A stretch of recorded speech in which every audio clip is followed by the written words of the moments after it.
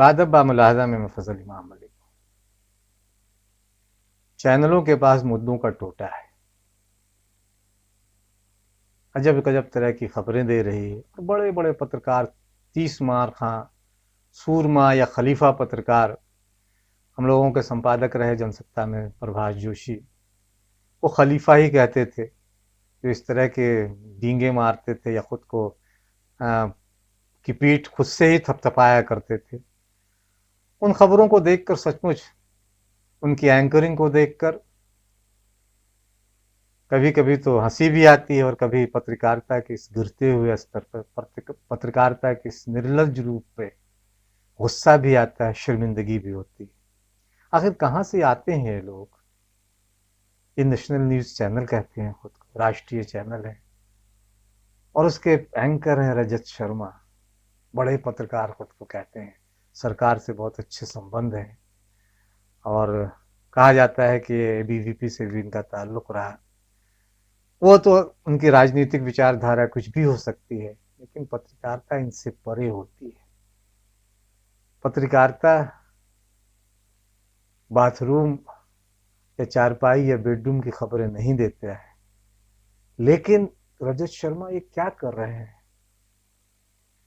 इतनी महत्वपूर्ण खबर को और किस तरह वो सुना रहे हैं।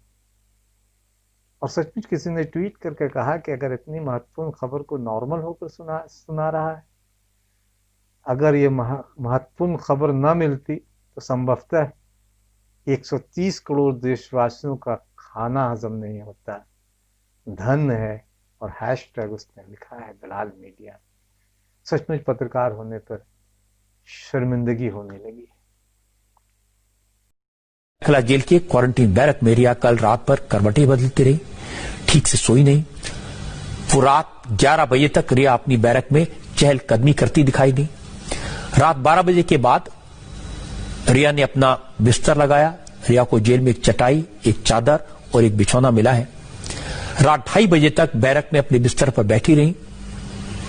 जेल के कर्मचारियों ने बताया कि रिया के चेहरे पर तनाव और परेशानी साफ दिखाई दे रही है।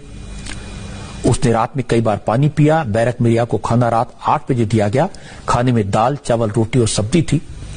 रिया ने सिर्फ एक रोटी खाई, थोड़ा सा चावल खाया। जेल के जिस कमरे में रिया है वो 15 बाई 10 फीट का क्वारंटीन बैरक है। और जब से अर्नब गोस्वामी, उद्धव ठाकरे, संजय राउत या अनिल देशमुख का इंटरव्यू लेने के लिए चुनौती दी है, और जिस अंदाज में दी है, तो लगता है कि वो चुनौती नहीं दे रहे, इंटरव्यू नहीं करेंगे, जैसे सवाल की जगह गोली मारेंगे, सवाल नहीं पूछेंगे।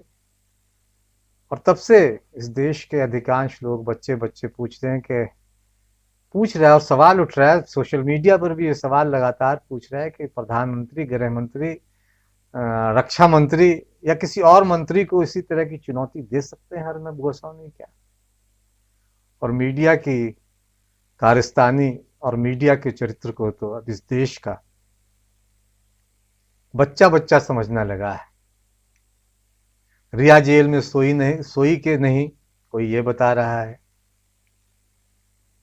कंगना ने उड़ान के क्या पहना था, कोई ये बता रहा है। कंगना मंदिर गई कि नहीं गई, कोई ये बता रहा है। रिया ने क्या खाया, कोई ये बता रहा है। लेकिन इन सबके बीच एक और महत्वपूर्ण खबर है जो कोई नहीं बता रहा है। कल ही मैंने अपने ट्विटर पे भी ये सवाल किया कि बहुत सन्नाटा है। इस देश के गृह मंत्री अमित शाह वो अस्पताल में है। जाहिर है कि हम तमाम लोगों की चिंता है। कोरोना काल में किसी के भी बीमार होने की खबर अंदर से एकदम उद्वेलित कर देती है, अंदर से परेशान कर देती है। अमित शाह तीसरी बार अस्पताल गए और कहीं कोई खबर नहीं, चैनलों पर नहीं है। चैनल रिया के पीछे भाग रहे हैं, सुशांत सिंह के पीछे भाग रहे हैं, कंगना के पीछे भाग रहे हैं। अमित शाह की खबर कौन देगा इस देश को? अमित शाह के देश के गृह मंत्री हैं, एम्स में भर्ती हैं, एम्स देश की राजधानी में है, और कहीं कोई खबर नहीं। और हद तो यह है कि जो बात पे ट्वीट करने वाले, छोटे से लेकर बड़े मंत्री, तालियां पीटने वाले, दिया बाती जी जलाकर उसका फोटो ट्विटर पे शेयर करने वाले मंत्री संतरी सब खामोश है। और वो सीबीआई के एक पूर्व निदेशक जिन्होंने स्वामी अग्निवेश के निधन पर एक अभद्र टिप्पणी की थी, वह भी चुप है। और उन्हें तो सुध लेनी चाहिए कि कम से कम अमित शाह की सुध लेते तो उन्हें कुछ कहीं कोई जुगाड़ हो जाता उनका, चूंकि वो सेवानिवृत्त हो चुके हैं। अस्पताल में ठीक है, उनकी सेहत कैसी है कोई नहीं बता रहा, और अस्पताल का बुलेटिन तक नहीं आ रहा है।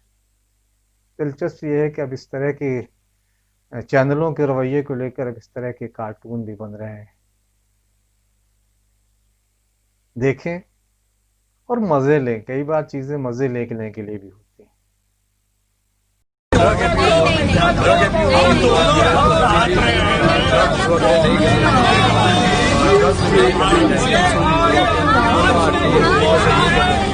फिटनेस की लाइफस्टाइल आपको सही आराम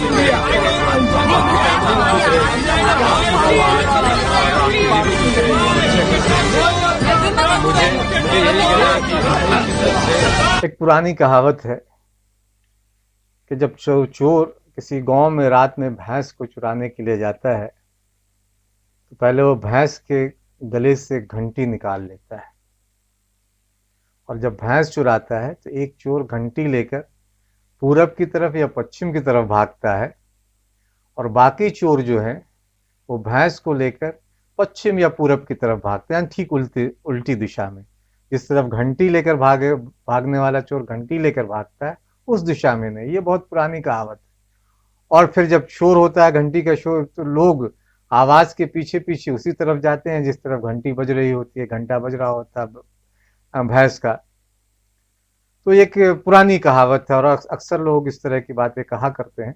हम लोग गांव देहातों में, उद्योगपति हैं हर्ष गोयनका, उन्होंने इसे ट्वीट किया है, और ट्वीट में अब चोर, भैंस और घंटी को नए तरीके से परिभाषित किया है। दिलचस्प है ये हर्ष गोयनका ने, और एक वीडियो भी उन्होंने चैनलों को लेकर जो वीडियो उन्होंने ट्वीट किया वो भी अपने आप में दिलचस्प है, ये देखना चाहिए।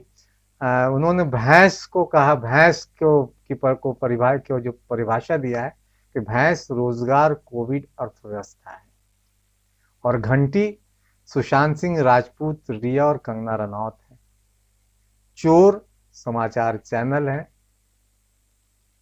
बाकी चीजें आप समझ सकते हैं।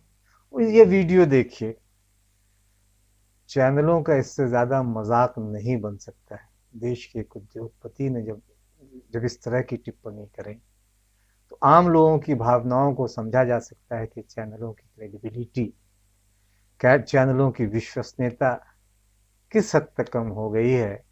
प्रीतीश नंदी के भी ट्वीट को हमने आपको बताया, और अब हर्ष गोयनका के ट्वीट को भी देखें। दोनों ट्वीट चैनलों के कामकाज करने के तरीकों को, चैनलों की विश्वसनीयता को, एंकरों की विश्वसनीयता को, चीखना चिल्लाने से कोई एंकर, कोई पत्रकार नहीं बन जाता है।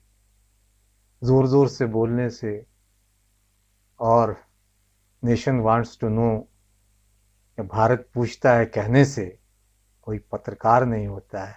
पत्रकार बनने के लिए पत्रकार होना जरूरी है, भाड़ या मिर्यासी होना जरूरी नहीं।